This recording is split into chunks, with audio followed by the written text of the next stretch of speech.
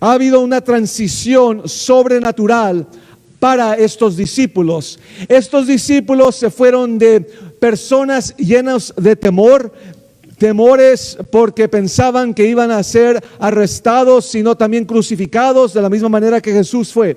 Pero ellos vieron a Jesús resucitado y su fe creció, pero todavía les faltaba algo. En el capítulo 2, ellos fueron llenos del Espíritu Santo de Dios. Ellos pudieron no solamente hablar en lenguas, pero pudieron ser llenos de la presencia de Dios. El fuego de Dios quemó en ellos. Entonces ellos se fueron de siendo hombres y mujeres llenos de temor, con miedo, viviendo de esta manera, llenos de dudas, a poder ser apóstoles de Dios, los que fueron mandados. Discípulos, los que seguían; apóstoles, los que fueron mandados. Ellos fueron mandados a llevar las buenas nuevas, el evangelio, el reino de Dios alrededor del mundo.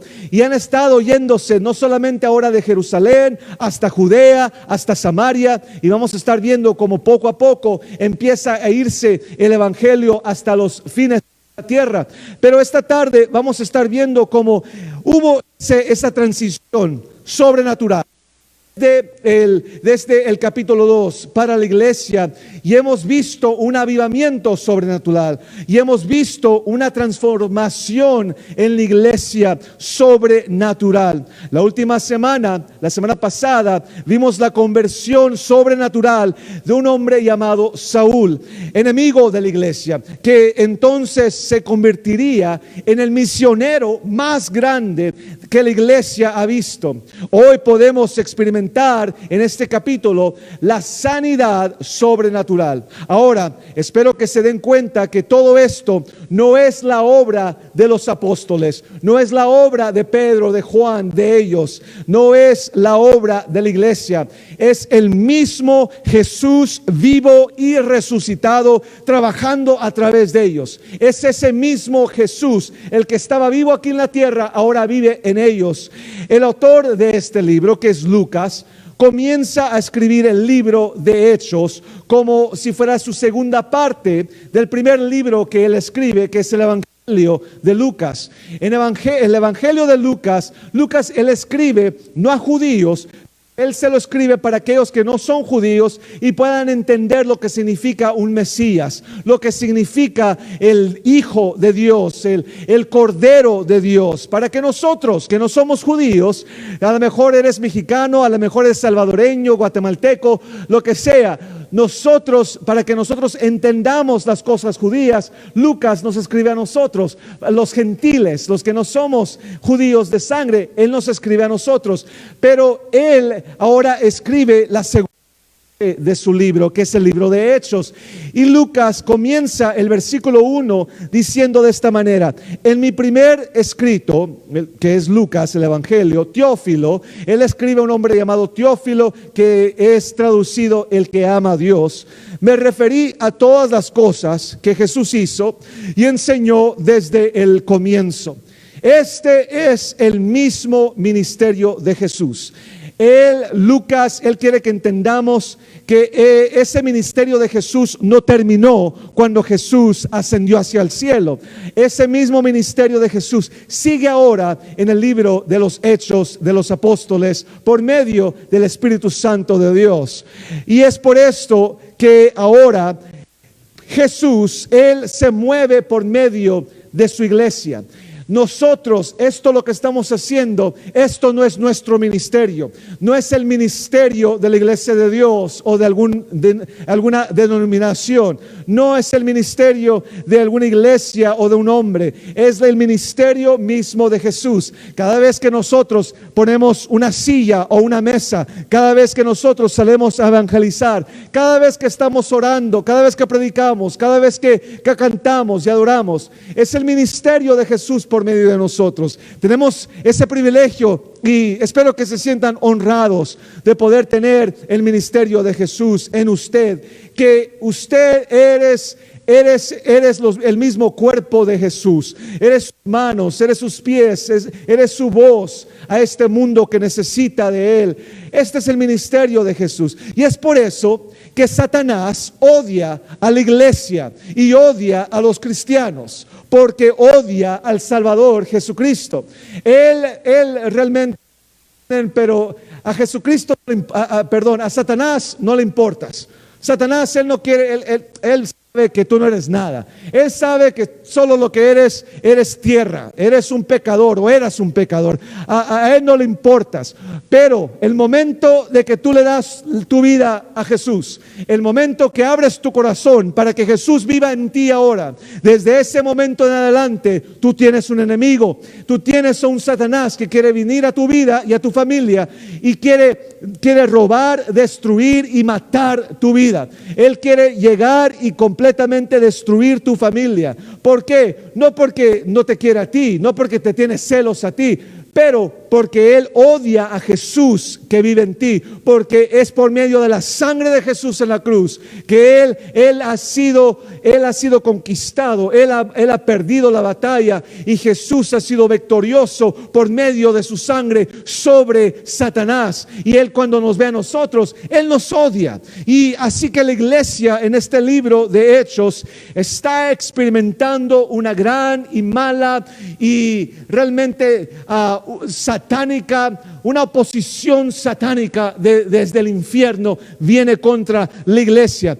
Pero en cada capítulo hemos leído, Jesús se muestra para mostrarles a la iglesia su carácter, a mostrarles que Él es poderoso, amoroso, Él es cuidadoso, Él es sanador, Él es mucho más. Quizás te estás encontrando en un lugar de preocupación, temor o duda esta tarde. O quizás estás aquí y no quieres llegar a ese momento, no quieres que eso te pase hoy. Pero estás aquí para que nosotros hoy reconozcamos esto: que Jesús, Él está vivo, Jesús es Dios. Quiero que entiendas que Jesús es Dios. Ayer escuché algo muy triste, que entre evangélicos en los Estados Unidos, entre cristianos que se llaman cristianos evangélicos, que el 30%, 30% de evangélicos que encuesta, que 30% de ellos dicen que Jesús no es Dios, que Jesús solamente fue un hombre con buenos dichos o enseñanzas, pero no necesariamente es Dios. Mentira del diablo, porque eso no es ser cristiano. Jesús es no solamente el Hijo de Dios, pero Él es Dios aquí en la carne. Él es Jesús, Dios mismo. Entonces, aquellos que dicen, que piensan que Jesús no es Dios, todo lo demás, todo el resto de su cristianismo no tiene caso. Así que esta tarde espero que entiendas que Jesús está vivo, que Jesús es Dios, que Jesús nos ama, que nos cuida, que Él puede hacerlo, que Él es capaz a hacer cualquier milagro en nuestra vida. Cuando vienes a Dios esperando que Él se va a mover, esto prepara el escenario para un milagro sobrenatural. Así que deja que te dé un resumen rápido del capítulo 9 para que podamos enfocarnos en los versículos que quiero compartir contigo hoy. Como mencioné, el capítulo 9 comienza con Saúl y el encuentro que él tuvo con Jesús en el camino a arrestar a los cristianos en la ciudad de Damasco. Su vida cambió en ese momento, conoce a Jesús, tiene un encuentro con Jesús y entonces alguien oró por él, un hermano llamado Ananías, ora por Saúl. Él es bautizado y luego me encanta porque dice, inmediatamente comienza a compartir a otros las buenas noticias, las buenas nuevas que le pasó a él. Imagina cómo se sentía la iglesia ahí en esa ciudad de Damasco, los cristianos, cómo se sentían, porque ahora el capitán del equipo oponente ahora literalmente cambió de equipo. Ahora él está a su lado, porque Saúl, él era el líder de los que querían arrestar a los cristianos con probablemente matarlos. Pero ahora él era el líder que estaba con ellos ahora. Y literalmente cambió todo lo que está pasando ahora en la iglesia. Así que el equipo que él dejó, los líderes religiosos judíos, conspiró para a Pablo. Así que sus nuevos amigos cristianos lo ayudan a salirse de la ciudad de Damasco, lo meten en una canasta y bajan por un muro y lo ayudan a escaparse y regresar a Jerusalén. Y va a buscar ahora a su nueva familia cristiana. Entonces él llega a Jerusalén y él va y busca a sus familiares, que ahora son sus hermanos cristianos. Pero los apóstoles en Jerusalén, por muy buenas razones, le dicen: no estamos seguros de que queremos salir contigo. No estamos seguros que si realmente te queremos aceptar como un hermano. Estabas en una misión para matarnos, Pablo. ¿Cómo te vamos a confiar en ti? Pero entonces Bernabé llega. Y Bernabé, él dice: no se preocupen de Saulo, de Pablo. No se preocupen. Conoció a Jesús. Él fue bautizado y ahora él está predicando el evangelio con nosotros ahora. Así que déjenlo entrar. Así que Pablo comienza a predicar en Jerusalén. Y él ahora está teniendo tanto, él es tan efectivo de la manera que él es uno de los líderes ahora entre la iglesia allí en Jerusalén. Pero ahora los líderes religiosos en Jerusalén quieren matarlo ahora. Y así que sus hermanos cristianos le dicen que debe dejar Jerusalén, irse hacia el norte y pasar un tiempo en oración y en estudio mientras ellos continúan el ministerio, la obra ahí en Jerusalén. Pero quiero que se fijen en esto. Pueden haber estado ellos preocupados por la vida de Pablo. A lo mejor ellos tenían temor que lo iban a arrestar y lo iban a querer matar. Pero quiero que se fijen que Dios estaba preparando a Pablo y lo mueve más y más lejos de Jerusalén para que él pudiera llevar el evangelio hacia los fines de la tierra, hacia Europa. Entonces todo esto es el plan de Dios. Para nosotros, como siempre, nos sentimos como que todo, hay tanta oposición, hay tantos problemas, hay cosas que está pasando en el gobierno, los políticos están en contra de la iglesia y hay tantos problemas, pero todo está bajo la soberanía, el plan de Dios. Él tiene control. Pero cuando Pablo se va de Jerusalén, hay una paz en la ciudad, dice el versículo 31 del capítulo 9, y así dice: entonces las iglesias tenían paz por toda Judea, Galilea y Samaria. Eran eficaces, eran edificadas andando en el temor del Señor y se presentaban fortalecidas por el Espíritu Santo. Así que los próximos capítulos, los siguientes pasajes en el capítulo 9, hablan sobre la iglesia, cómo crecía, cómo se multiplicaba. Y Dios estaba obrando, Dios estaba moviéndose entre ellos. Ahora leemos el pasaje de hoy, versículo 32. Y dice así: aconteció que Pedro, también a los santos que habitaban en Lida, halló allí a uno que se llamaba Eneas, y hacía 8 años que estaba en cama, pues era paralítico.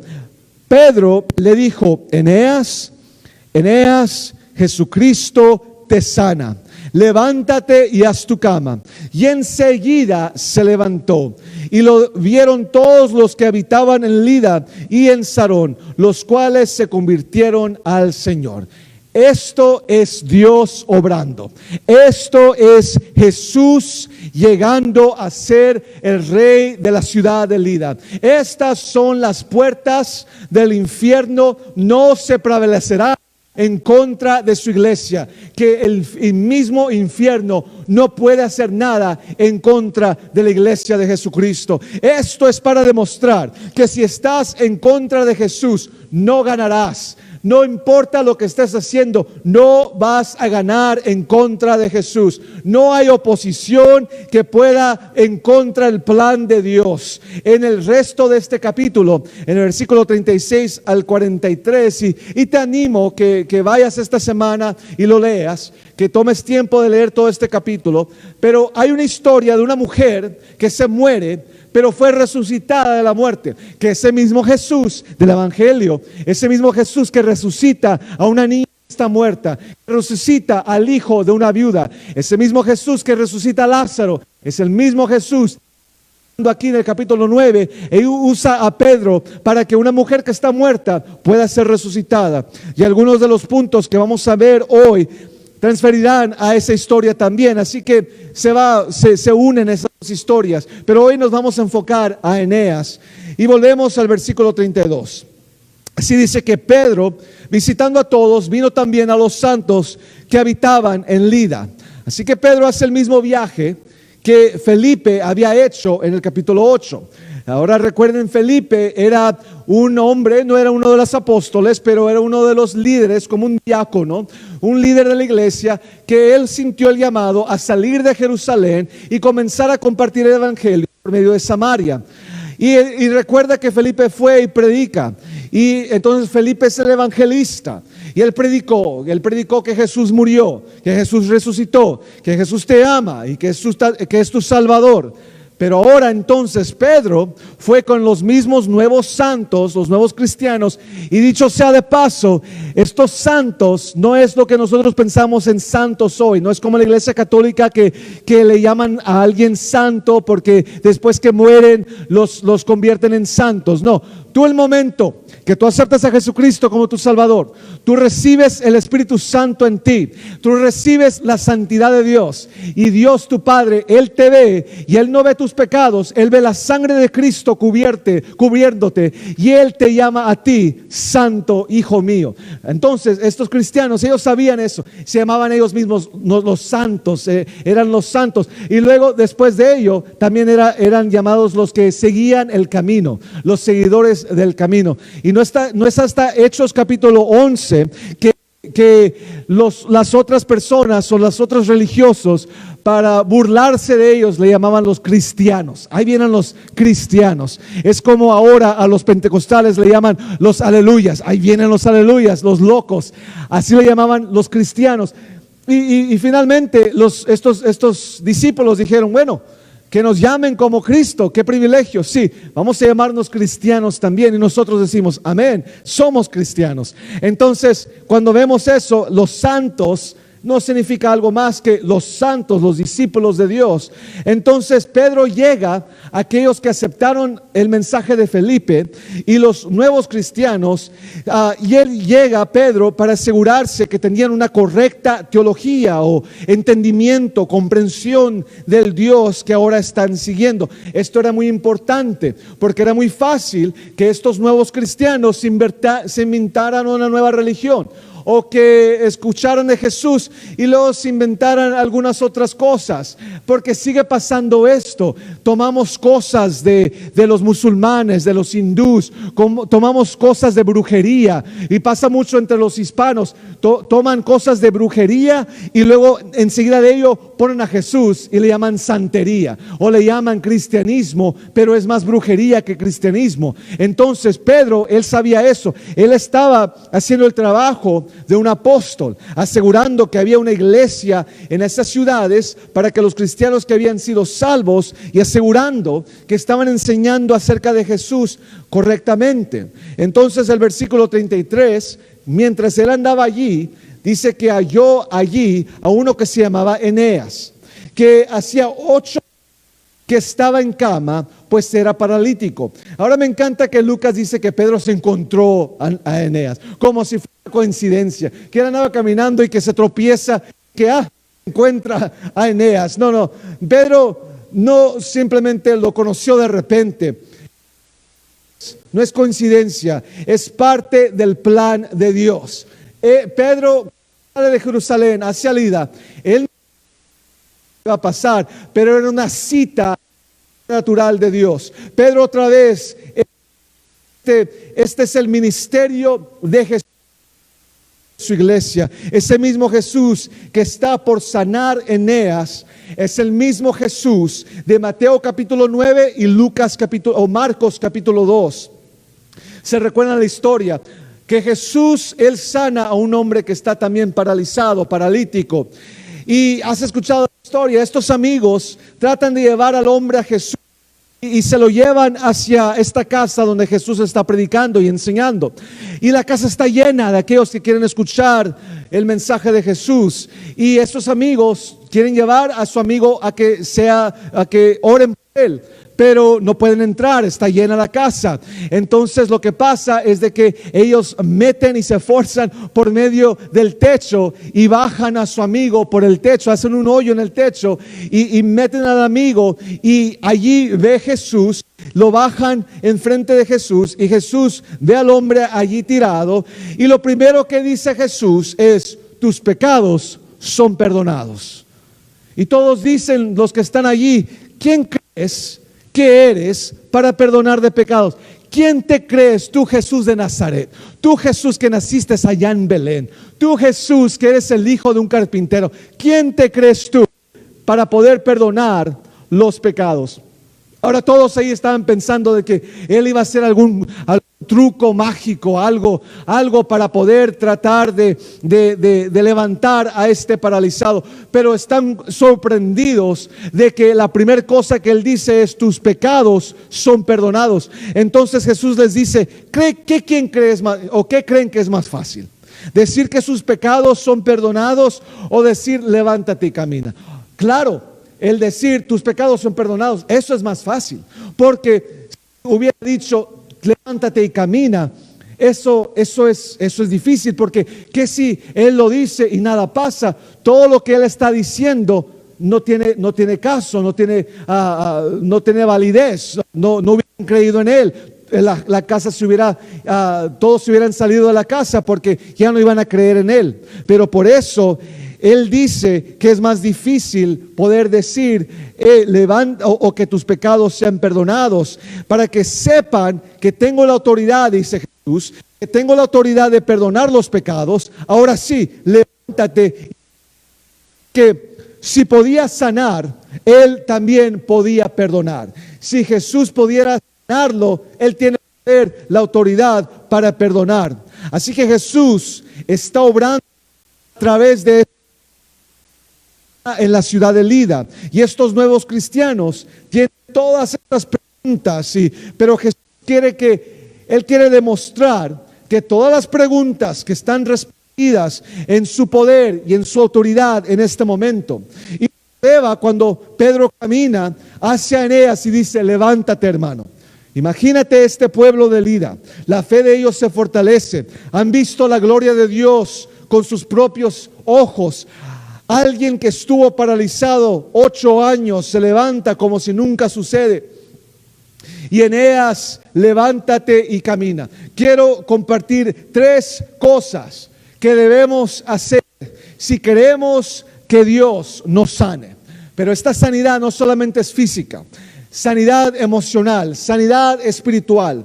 Eso incluye ser sanado de una adicción, pero mejor aún, deja que Dios te sane la razón por qué corres a esa adicción. Que Él te sane tu corazón. Así que, número 1, si tú quieres ser sanado, si tú quieres realmente ser sanado, conoce lo desesperado que estás. Si tú quieres ser sanado, tienes que comenzar con reconocer que estás desesperado. Ahora es fácil ver la desesperación en la vida de Eneas. No sabemos realmente si esta era su casa o no, pero me imagino que Pedro estaba en otra casa, él estaba hablando, compartiendo en otra casa, y alguien dice que él tiene que ir a ayudar a Eneas, y como que dice: perdonen, pero tengo que salir, tengo que ir a ayudar a un amigo, Eneas. Eneas, él sabía que él necesitaba ayuda. Él estaba desesperado por ayuda. Él necesitaba ayuda para todo, para su vida, porque él pasaba su vida allí en esa cama, en ese lecho. Cuando pensamos en cama, no quiero que piensen en una cama como las que tenemos hoy. Es una cama, es una alfombra en el piso. Es poder verlo de esa manera, tirado en el suelo. Él necesitaba ayuda para comer, necesitaba ayuda para bañarse, necesitaba ayuda para ir al baño. Así que Pedro le dice a este hombre: yo voy contigo, yo quiero ir a ver a Eneas. Y Pedro entra y Eneas allí lo ve en su cama. Y Eneas sabía que necesitaba ayuda. 8 años y nada había cambiado. Entonces pensamos que este hombre tenía su edad. Él tenía más años de edad, no era joven. Entonces, antes de esos 8 años, él vivió normal. Él podía caminar, pero por alguna razón perdió la manera de caminar y ahora estaba paralítico por 8 años. 8 años de soledad, 8 años de dudas, 8 años de preguntas, de depresión, hasta de pensamientos de tomar su propia vida. Se sentía de esta manera. Y Eneas ve a Pedro y probablemente piensa: quizás él tiene una respuesta para mí, porque Eneas sabía que no había médico, que no había medicamentos, que no había ninguna atención médica. Necesitaba a Dios y necesitara que Dios hiciera algo, vida o muerte. O Dios lo hace o nada cambiará. Pero reconocemos esto nosotros. El problema de nosotros hoy es que sabemos de que, bueno, si Dios no me sana hoy, yo sé que mañana voy a poder ir al doctor y me va a dar una pastilla, me va a dar un medicamento y me voy a sentir un poco mejor. Entonces tenemos esa excusa, pero no estamos desesperados. No reconocemos qué tan desesperados estamos. Todos podemos decir: sí, claro, dependo totalmente de Dios, pero no vivimos como que creemos esto. Hay algunos que dicen: allá en mi país, allá en Latinoamérica, o escuchamos historias que en África o en las ciudades pobres de Asia, vemos como hay testimonios de grandes milagros sobrenaturales. Los ciegos están viendo, hasta los muertos están resucitando. Y decimos: ¿por qué no vemos eso aquí en los Estados Unidos? ¿Por qué? Porque tenemos atención médica. Porque decimos: bueno, otra vez, si Dios no me sana hoy, si no pasa aquí en este servicio, si Dios no lo hace aquí, mañana tengo cita con el doctor y Él me va a dar unas pastillitas que me va a sentir mucho mejor. Y Dios va a usar la pastilla, y Dios va a usar al doctor, y Dios usa el hospital, y gracias por eso. Pero que si ya eso no es suficiente, porque en veces no estamos solamente pidiendo que Dios nos sane, nos sentimos tan cómodos allí en esa enfermedad. Y entonces no estamos desesperados. ¿Por qué? Porque pensamos de que nosotros podemos solos. Siempre esto ha pasado. Desde que la serpiente llegó a Adán y Eva y les dice: pueden ser como Dios. Hemos creído que podemos ser nuestro propio Dios. No necesitamos ayuda, decimos. Soy inteligente, soy fuerte, por este problema, por este pecado, por esta enfermedad, por mí, no importa. Mentiras del diablo. Estamos desesperados todo el tiempo. Si estás sentado aquí, si estás viendo esta tarde o mirando por línea, todos nosotros dices que no estás desesperado. Esa es una mentira. Todos estamos desesperados todo el tiempo. Todos estamos necesitados, pero todos no lo sabemos. Al menos no lo reconocemos como una realidad en nuestras vidas. Todos estamos pegados desesperadamente a las consecuencias eternas de nuestros pecados. Esa es la cama en donde nosotros nos encontramos. A lo mejor no es una cama de estar paralizados, pero todos nos encontramos en esa cama, en esa alfombra, en ese lecho. Estamos tirados allí en esa cama del pecado. Y no hay manera de que podemos salir de esa cama por medio de nuestra propia cuenta. Jesús es nuestra única esperanza, porque Jesús es el camino, la verdad y la vida. Y nadie se baja de esa cama excepto con Él, con su ayuda. Ahora tienes que escuchar esto ahora mismo. Hay muchas cosas que ocurren en tu vida, pero lo más grande, lo más importante no es cuánto dinero tienes en el banco, no es tu trabajo, no es tu educación, no es dónde vives. Lo más importante, lo que necesitas es tratar con ese pecado y tu relación con Jesús. Y en su amor y en su misericordia, Él estira su mano hacia ti y Él quiere ayudarte y Él quiere levantarte de ese pecado. Es por eso que Dios, Él dio su vida, Él dio a su Hijo unigénito por ti, para que tú puedas ser perdonado y tengas una nueva vida en Él. Ahora, déjame hablar con el resto de nosotros que dirán: yo no estoy en esa cama, yo ya no estoy en pecado, yo estoy perdonado y creo en Jesús. Pero nos bajamos de esa cama, de esa alfombra, nos levantamos de ahí, Dios nos levanta y encontramos otras camas, nuestros hábitos, nuestras adicciones, sean drogas, sea comida, sean las noticias, sean las redes sociales, cualquier cosa que estamos en adicción, nuestra ira, nuestro enojo, nuestros temores, y sientes que estás pegado en esa cama ahora. Sabes que Dios es capaz, pero aún estás pegado, acostado allí. Déjame recordarte que no hay cama de la que Dios no te puede parar. Ahora sé que también podrías estar diciendo, la cama en la que me encuentro, yo no elegí estar ahí. Estoy aquí en esta cama, en este problema con mi familia, con mi hijo o hija que no quiere ver nada con Dios. O estoy en esta cama, con este dolor físico que yo no elegí. Yo no elegí esta enfermedad. No sé por qué estás en esa cama. No sabemos por qué Eneas, él estaba paralizado. Pero sabemos que Dios está exactamente donde Eneas estaba. Dios sabía dónde Eneas estaba. Dios reconoce la situación de Eneas y Dios sabe, Él conoce dónde tú estás. Hay muchos que creen que Dios, Él creó el universo y Él se regresa al cielo y que tú no le importas. Pero Dios, Él está aquí. Dios es Emmanuel, Dios con nosotros, y Él sabe dónde tú estás. El Antiguo Testamento, nombres para Dios. Uno de esos nombres es Jehová Roí.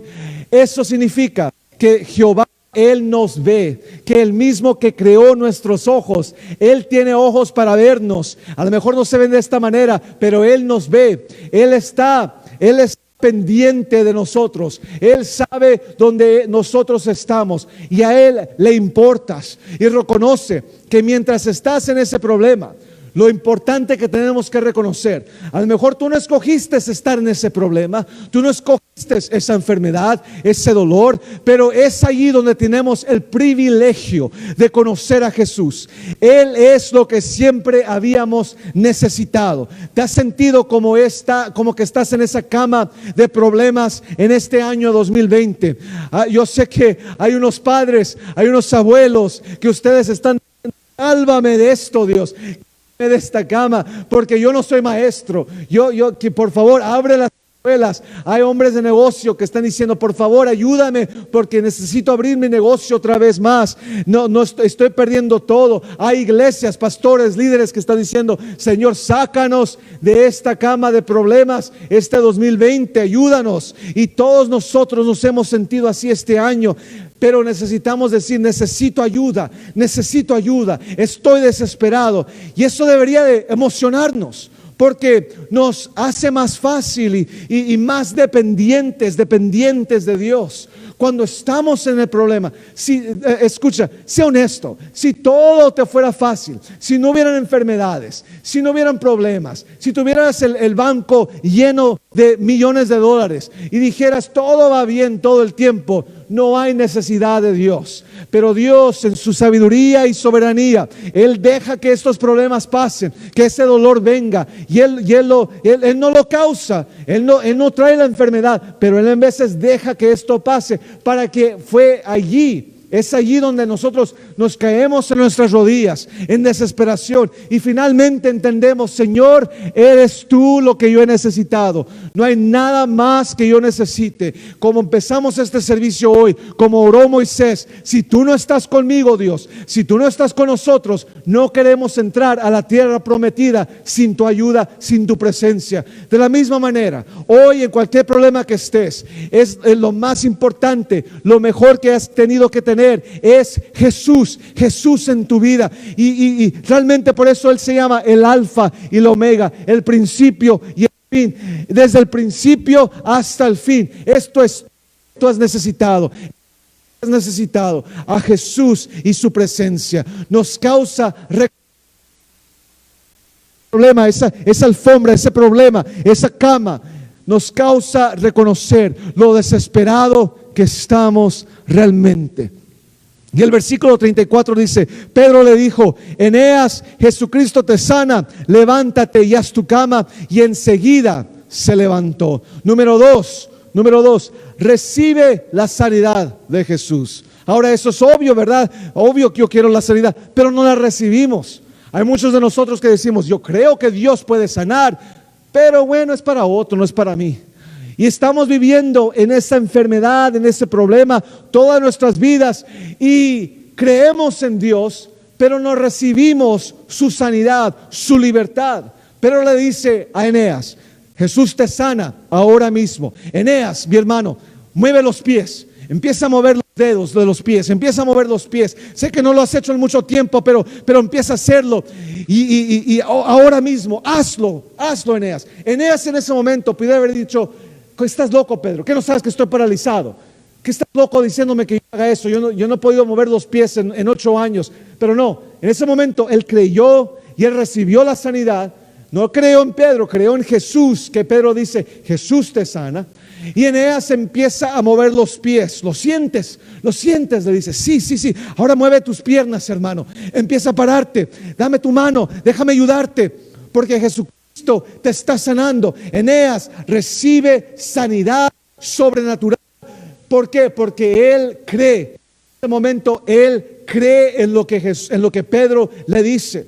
Ahora, ¿por qué es tan importante esto en el plan de Dios? Una vez más, primero, le da la validad a lo que está diciendo, se estaba diciendo acerca de Jesús.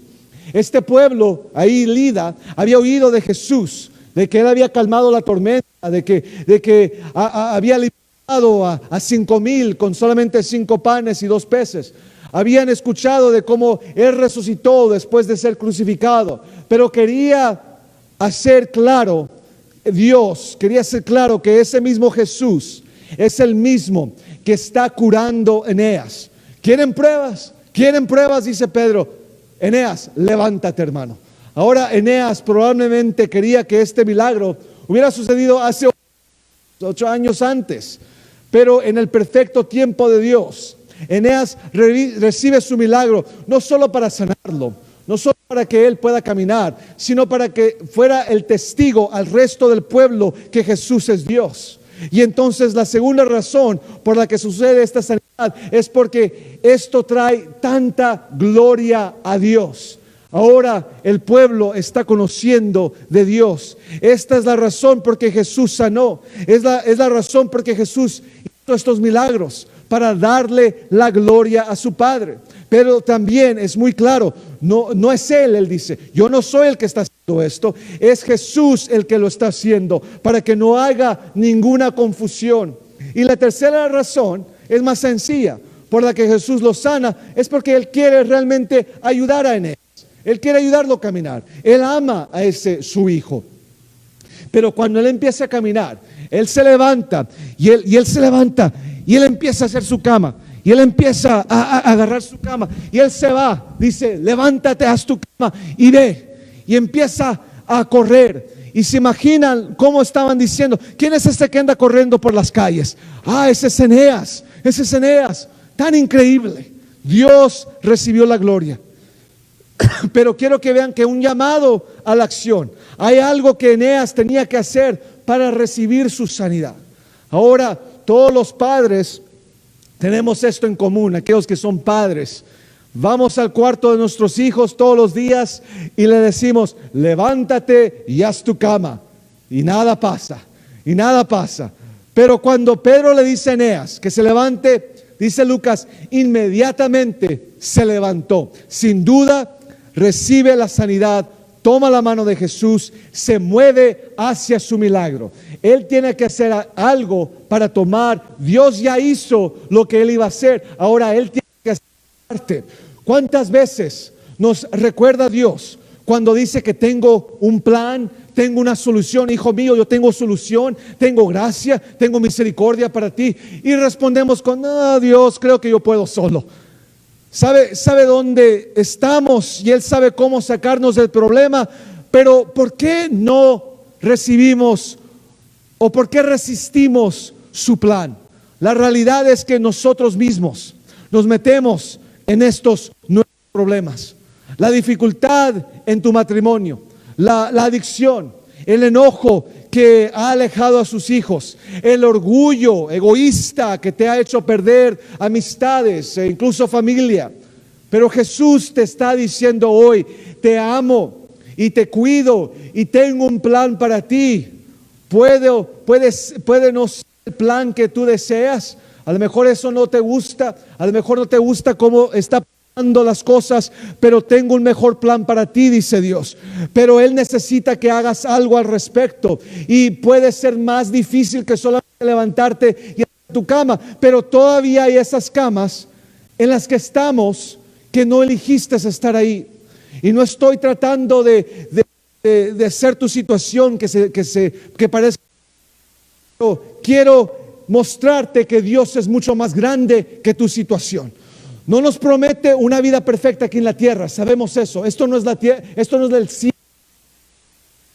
Problemas, van a haber enfermedades, van a haber dificultades, pero eso no significa que Dios no puede arreglar el problema de nosotros. Entonces, ¿cómo podemos confiar en Él? ¿Cómo es que podemos confiar en Él? ¿O por qué debemos confiar en Él? Porque siempre volver a la cruz, que mientras seguíamos siendo pecadores, mientras tú estabas en el pecado, viviendo sobre esa cama del pecado, Dios envió a su Hijo a morir por nosotros en nuestro lugar, para librarnos de nuestros pecados. La verdad, el hecho de la cruz debe ser siempre nuestra motivación. Sabemos que no hicimos nada para rescatarnos de nuestro problema más grande. Todo fue por su gracia, y eso nos impulsar, motivar a tener fe y confiar en Él. Así que cuando Jesús dice levántate, necesitamos levantarnos. Voy a hacer todo lo que puedo hacer, y Dios va a hacer lo que solo Él puede hacer. Pero a veces nos ponemos demasiado cómodos en esa cama. En veces nos ponemos cómodos en ese problema y nos empieza a gustar. En veces decimos, no quiero ayuda porque estoy bien aquí, la gente me ayuda, me cuida. Eso es lo que Aeneas hubiera dicho. Estoy contento aquí, no necesito sanidad, me cuidan, me traen comida. Una vez me tocó orar por alguien. Salimos a dar comida a los homeless y salimos y había un hombre que estaba orando por él y estaba orando: Señor, te pido que tú cambies su vida, te pido que tú le provees un trabajo, le provees una familia, una casa, y que tú puedas cambiar su vida, y bendícelo. Y me para y me dice, no ores eso. Y abrí los ojos y le digo, ¿y por qué no? Me dice, porque yo no quiero eso.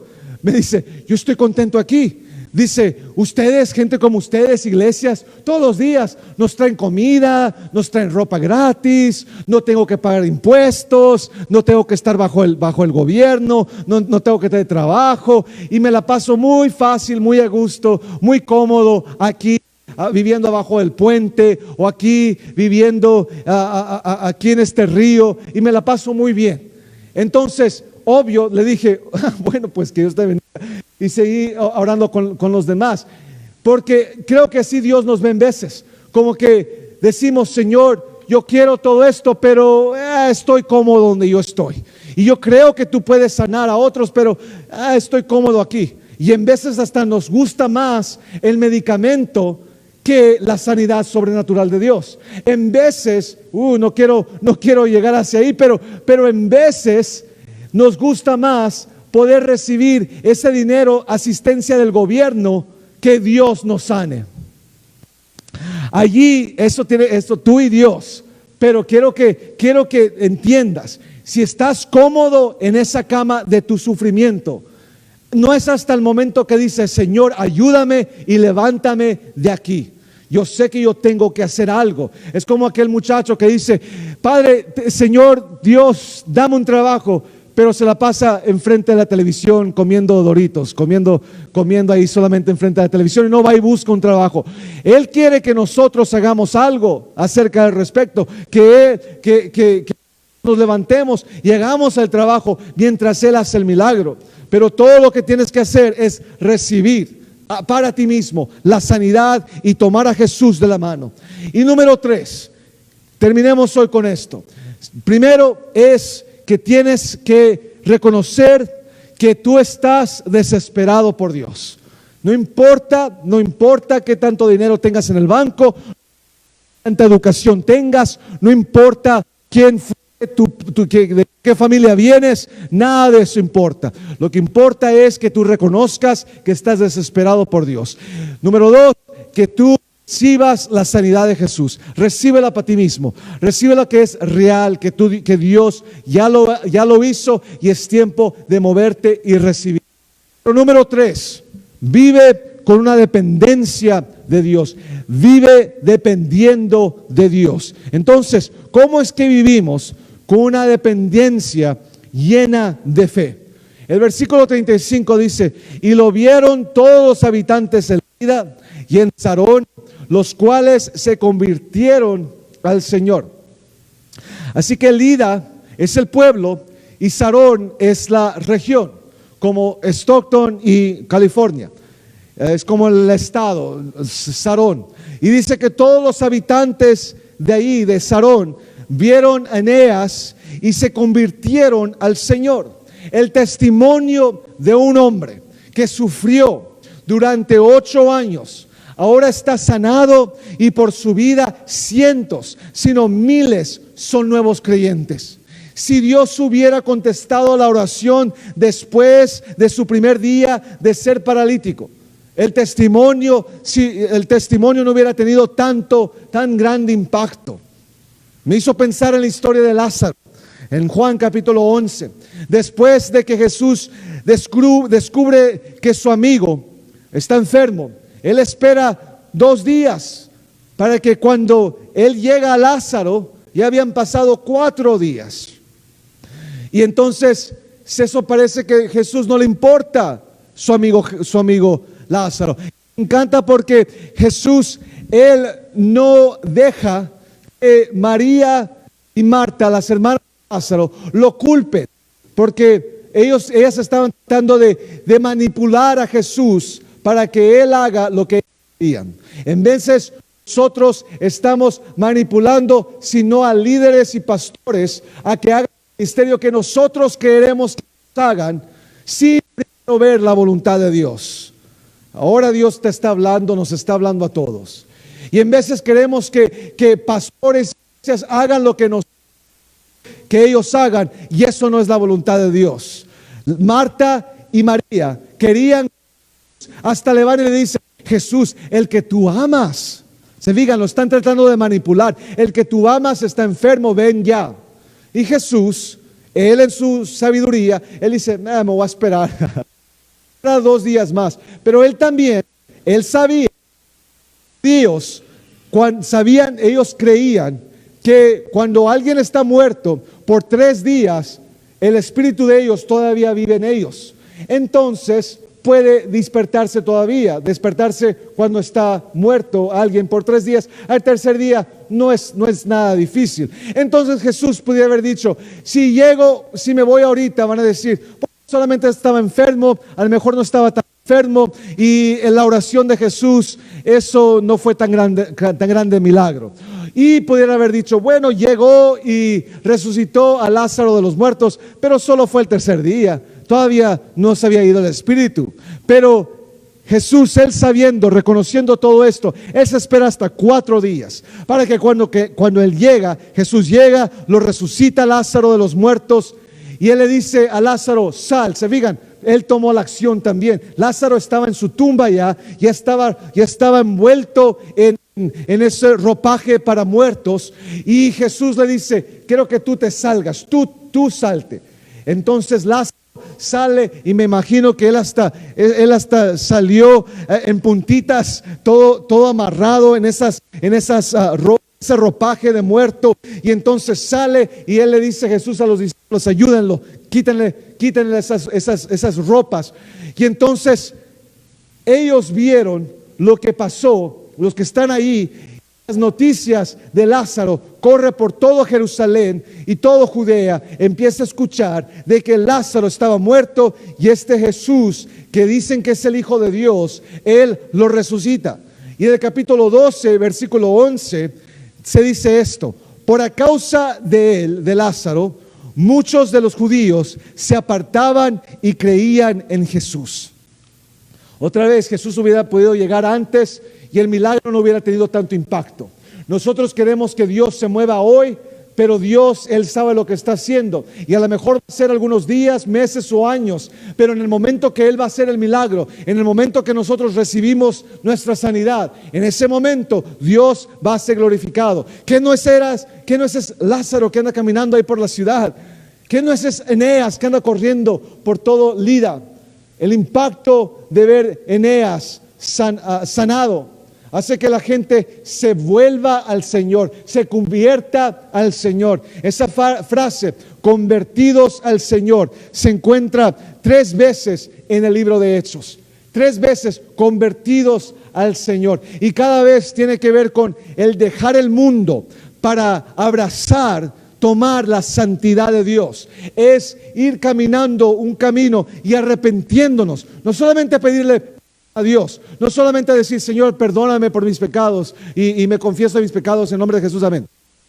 Es convertirnos, es dar la media vuelta y empezar a caminar, arrepentirnos y convertirnos hacia Jesús, caminar hacia Él ahora. Es dejar, quitando los ojos del mundo y poner nuestra mirada en el único que puede ayudarnos, y todo será diferente. Así que si queremos dejar de saltar de un problema al otro, de una cama de problemas a otra cama de problemas, necesitamos volvernos, convertirnos al Señor. Subrayen eso en sus Biblias. El convertirse, se convirtieron al Señor. Él es la respuesta. Esto es lo que Dios está haciendo en el 2020, volviendo nuestros ojos a Jesús. Aunque ande por camino de sombra de muerte, sombra de muerte, mis ojos están con Jesús, porque sé quién Él es. Está bien, lo entiendo, lo necesito, pero ¿cómo funciona esto? Me estás diciendo.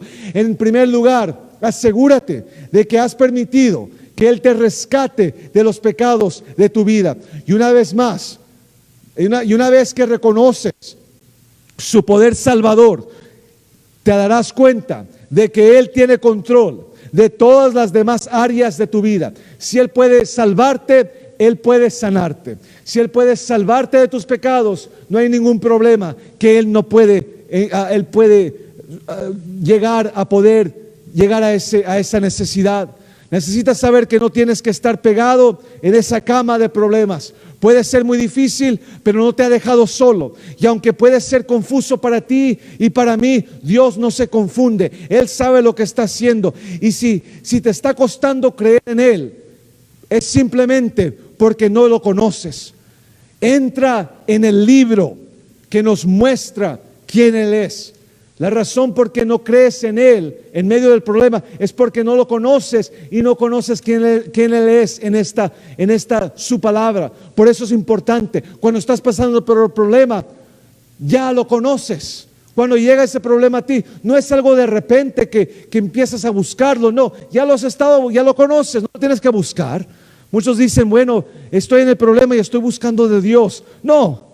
¿Por qué? Porque ya te estás preparando. El problema va a venir. Si no es hoy, va a ser mañana. El problema va a venir. Pero Dios es importante conocerlo hoy, ahora mismo. Y también comienza un patrón de adoración en tu vida. Ahora yo sé que la adoración es mucho más que un canto, pero un canto te ayuda. Poder cantarle a Dios así por medio de tu día. Cuando estás pasando por algo difícil y no hay excusa para no tener alguna ayuda en la adoración hoy. Así que ve y pon ese tape o prende ese disco, tu YouTube o tu teléfono.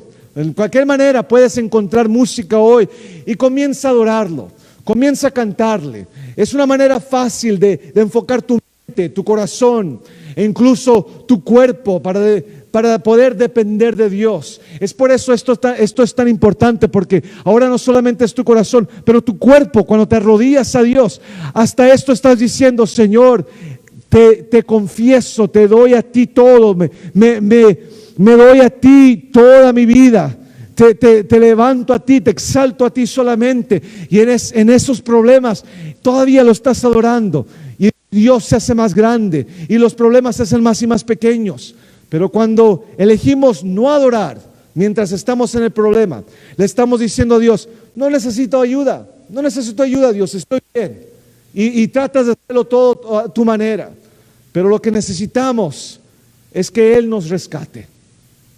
Necesitamos que Él venga y sea nuestro Salvador. No solamente de nuestros pecados anteriores, pero salvarnos de nuestros días diarios. Necesitamos un Salvador.